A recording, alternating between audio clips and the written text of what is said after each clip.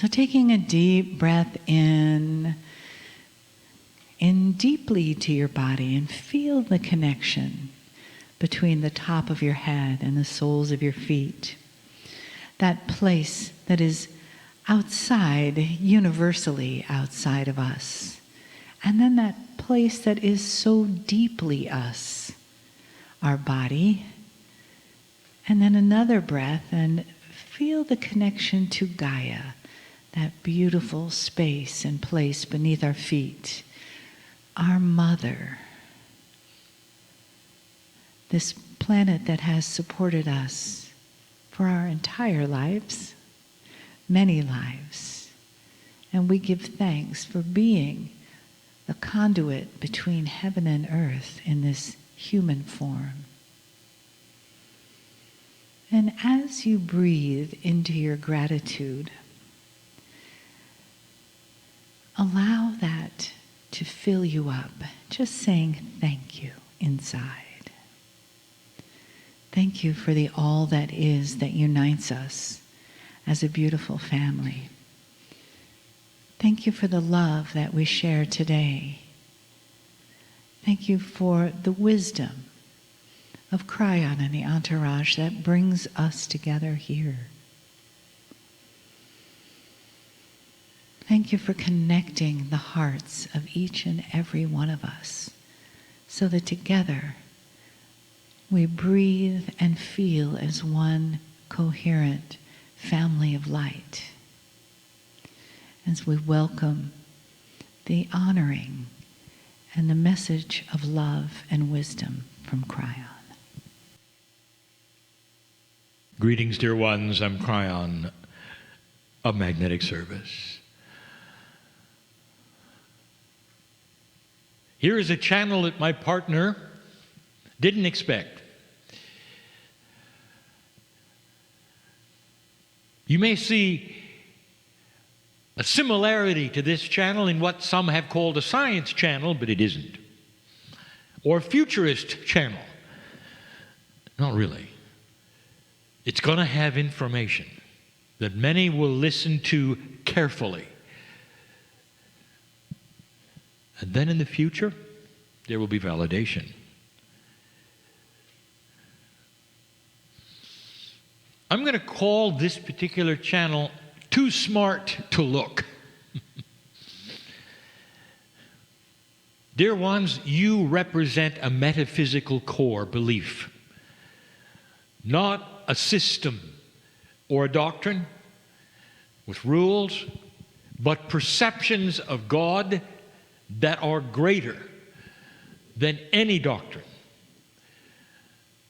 And all of you have a slightly different idea because all of you are individual, and that God inside will react, that soul that you have will be slightly different in your perception, in your intuition, but all of you will know something at the core. And that is this, that the love and the compassion of the creative source is in you. And in this time, it's going to start coming out in certain ways, individually, society, cultures, civilization. And the result is going to be a higher consciousness. But if you started to say those words to those on the street today, they would look at you, especially the smart ones. And you could tell by what they're thinking, or what their eyes are telling, and the smile that they have, and they won't say it, but it's almost like they want to pat you on the head and say, you'll be okay. And at the same time, they're envisioning perhaps you wearing a tinfoil hat with an antenna and walking around and receiving messages from beyond. And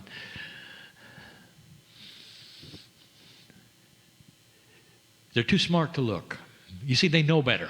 They know better. They work in a linearity that works for them. and everything beyond that that sounds so odd and so strange. And what you're saying, things are going to change. We're going to have inventions.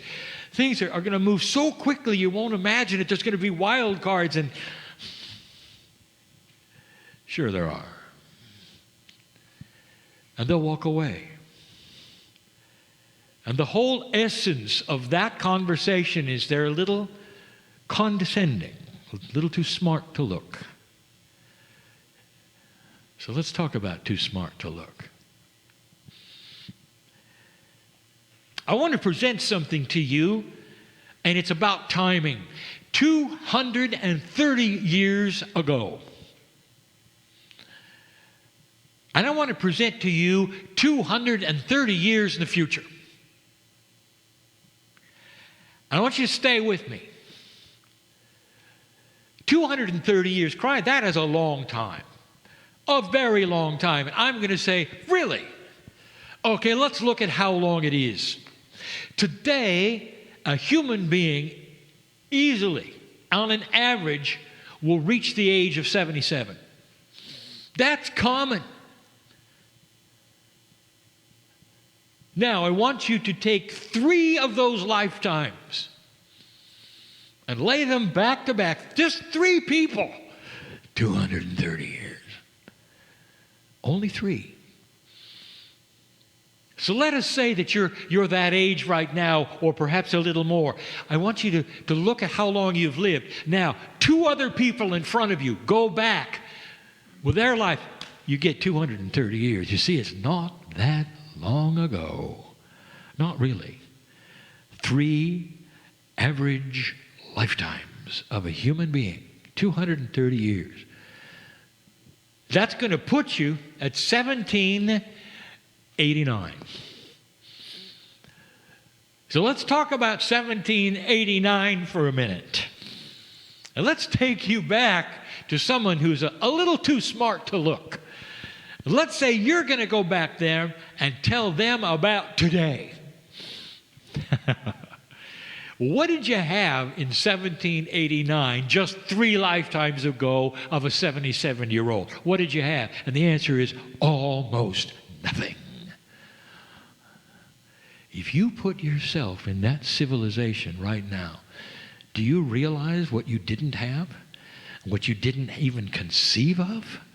Do you realize you'd never seen light without fire?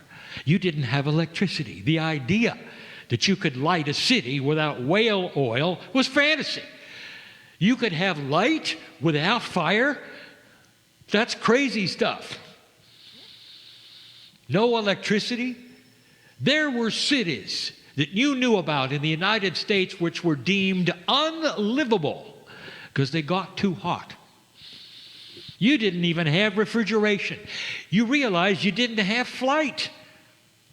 No one had ever flown yet. What would they think about a jumbo jet? What if you told them hundreds of people will get in aircraft, in spaceports that just have airplanes and fly around, and they're going to look at you and they'll say, "Have a nice little day." I'm too smart to look. Come on, don't bother me with these things. And what you're giving them is reality. Reality, absolute reality. Young person, I want you to think about this. They had no way of recording sound. Can you imagine that? If you wanted to go see a band at the time, you better listen clearly because you'll never hear them again because there's no way to record them. None. No recordings, no moving pictures, no electricity. And then if you mention to that person who was too smart to look, I say, look, if you really want to know something that's very, very special, there's these little tiny microbial creatures that crawl around, but you can't see them. You see, they're invisible, and they create disease. You better boil your water. You better wash your hands because you're going to get disease, and they'll look at you and they'll say, that's enough. Leave me alone. And those are called germs today. Too smart to look. And that will be that same person, perhaps, that today is too smart to look. Can you imagine a society, 1789, where they had absolutely nothing of what you have today. You would not recognize it. Your day-to-day life would not even be recognizable. They wouldn't be able to manufacture the clothes you wear today. Their lifestyle, completely and totally different. They didn't have communication. They didn't have the telephone. They sent letters. Barely had rail. 230 years ago. That was yesterday, dear ones. That's the beginning of your country. Things like this are happening quickly. Let me bring you back to today. If in 1990 you went to a photographer's convention, you would have seen the filmmakers laying out their best emulsions. Agfa and Kodak and all of them. Booth after booth, so proud. And if you'd walk up to one of them and said, "Excuse me, I know something is going to happen. You see, I'm from the future. I'm from 2019. I know what's going to happen." Film will be gone. And they would say, "Excuse me, what's going to replace it, Sonny?" You wouldn't be able to tell them, would you? Well, ones and zeros on a little plate. And they would say, "Okay, have a nice little day. Put on your little tinfoil cap." And they're a little too smart to look at what actually happened. Do you realize that film almost went away by 2012? If you would say, well, in 1990 you've got a thriving film industry, Hollywood, and you would say to the cinematographer, "Did you know that in the future you'll have a camera with no moving parts and no film?" "Oh, there is one moving part. It's called the lens that moves back and forth." And they'd say, "You're crazy. That simply doesn't hold any water. That's not even very futuristic. No film? That's not going to happen." Well, it did. And by the way, it took a whole chemistry industry with it. Not just the filmmakers. The ones who had the developing chemistry and all the labs and all of those kiosks around that would develop your prints and all, it's all gone. That's since 1990, 2012. Here you are in 2019. That's fast. What if you told that person that's too smart to look, there's going to be an evolution in consciousness, and they'll say, "What does that mean?" And you will say, "There's going to be a revolution and a revelation in the energy of consciousness. We're going to be able to start doing things by thinking about them." Now you've gone too far. It's coming. I'm going to take you 230 years in the future. I do not tell fortunes, dear ones, but I can tell you these things are going to happen because they're already in progress. And if you were to tell somebody right now what I'm going to tell you, they're not going to believe it. Let me give you an example. 230 years ago, if you went back there and the whole object of you going is to grab somebody and explain a Wi-Fi. What is Wi-Fi? Well, Wi-Fi is one of those interim inventions that is based around principles that you didn't have yet. Not just electricity, but computing. And through the air transmission of radio or television, none of it was there. So now you're going to explain Wi-Fi, which is the connection of an internet. What is an internet? How are you going to explain that? Well, you say, well, it's connected to the computer. What's a computer? How do you explain that? You see, there's some inventions that have to happen because of the perceptions of the inventions you don't understand yet. So I'm going to give you one or two. 230 years is not very far. That's 3 lifetimes of a 77-year-old. Just 3. And you're there. So where do we start? I'll give you 3. I'll try to make these fun, not technical, not really. but fun. And the reason for this, the whole reason, is to put in perspective too smart to look.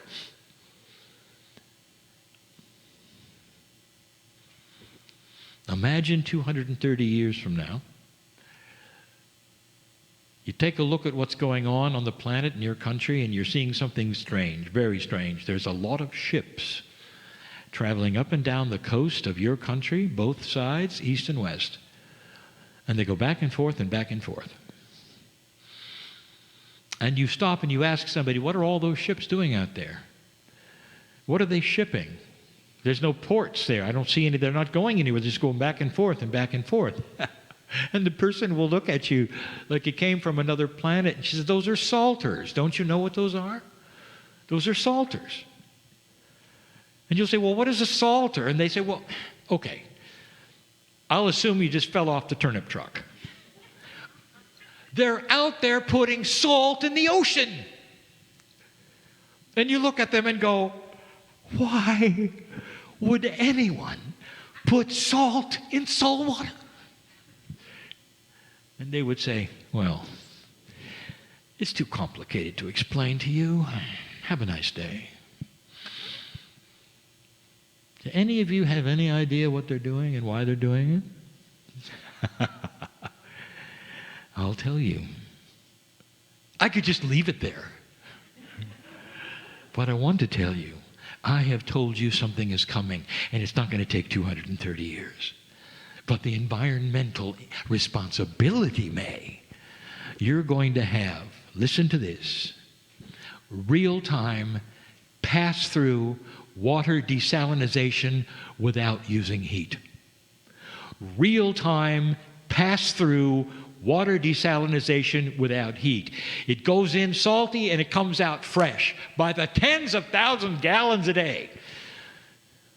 Unit after unit after unit, filling up all of your lakes, giving all the cities fresh water, irrigation all the way up and down your coasts, and shipped to the inland cities.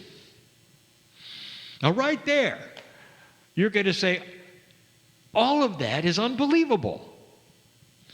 Real-time desalination, it goes in salty, comes out fresh, without holding tanks, without heat, because of an invention that's coming. And then you're going to ship it to the other cities? That's not going to work. Well, you see, it is. Let me give you another secret. You have got a big infrastructure of pipes that ship oil, and there won't be any need for oil. So all those pipes are water pipes. They're already in place. All you do is use them to ship all of that fresh water to every single city. How do you like it so far? Okay, what is the byproduct? Salt, tons of it.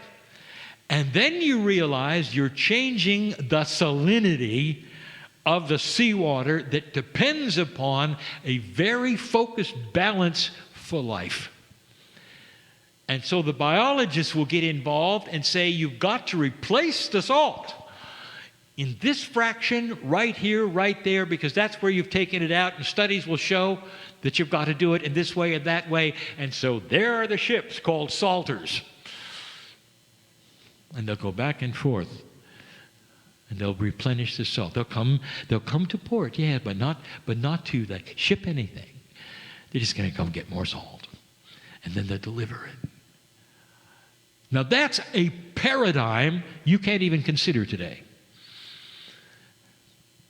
Then what if I told you, I'm going to go further. What if I told you that those ships use a special fuel that you won't believe?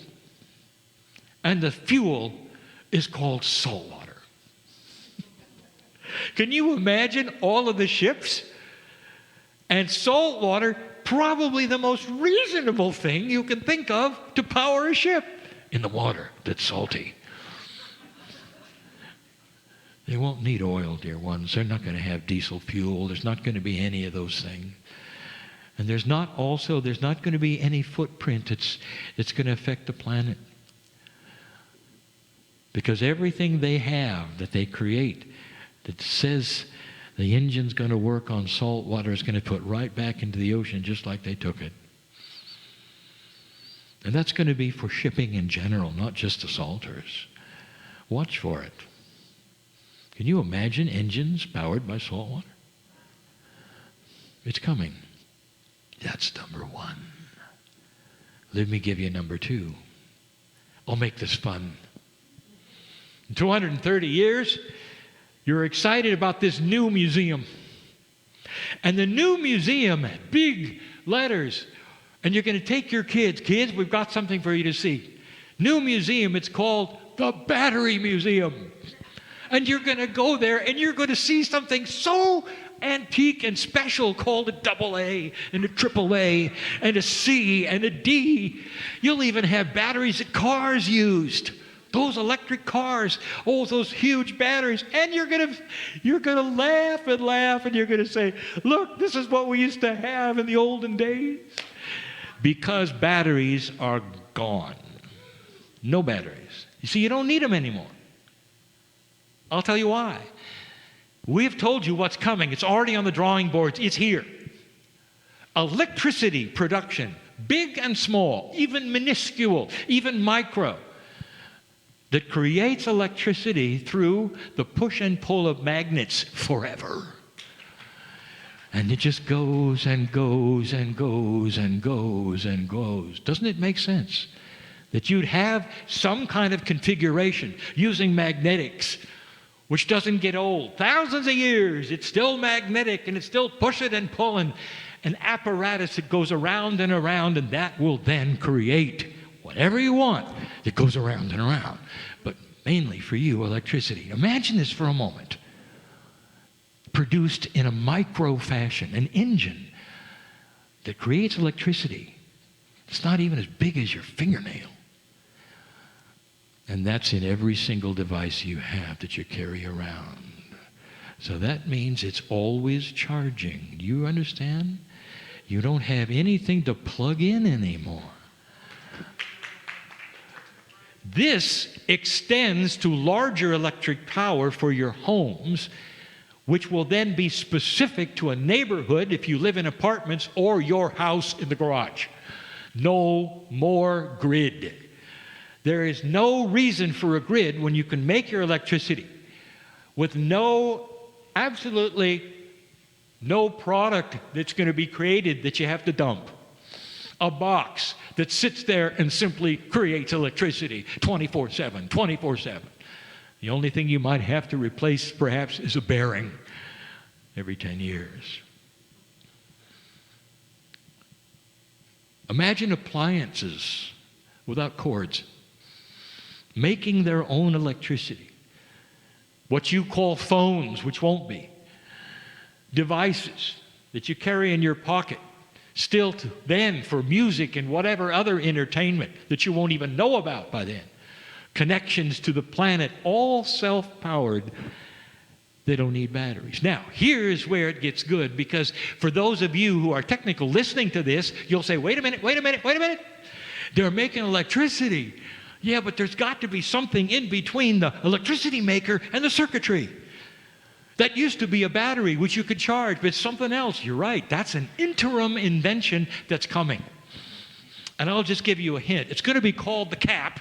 And there's a man named Faraday who will be very proud of it. It's the way of storage and release and variable electricity without a battery. It's coming. It's already here. How many of you are aware that when you take the batteries out of a device and then put them back in, the device somehow kept its charge? Did you ever think about that? Somehow it remembered everything, even though the batteries were missing. That's a hint. This is where it's going. So what if you tell somebody today that that's coming? And they'll listen to you. And they'll say, well, I don't think so. We'll always have batteries. We'll always have this and that, because the old paradigm is the old paradigm. And they don't want to think past anything. They don't want to think past any reality that they cannot conceive of. And they are proud of being linear. And they are so proud of the way things work today with the physics of today. And they will pat you on the head and say, have a good life. A little too smart to look. The third one is the hardest for you to believe, and with that I'll close. It's not that technical, dear ones. It just isn't. If you go to the atom and what you know about the atom, what do you find? And the answer is polarity. Positive and negative. Everything is polarized. And when you talk to the chemists, everything is polarized. You take a look at the way the human bodies work and the chemistry and muscles and all of that, and it's all about positive and negative. If you talk to a physicist and you say, tell me about the 4 laws of physics that you claim right now that are working, they will say, well, here they are. And each one of them has 2 sides, a strong and a weak force, positive and negative. Interesting, isn't it? All the way up to the laws. You've got 2 elements, just 2, positive and negative. Everything is polarized. That's what finally is going to give you that electricity, dear ones. By the way, that's also what's going to desalinate your water. But now the big one.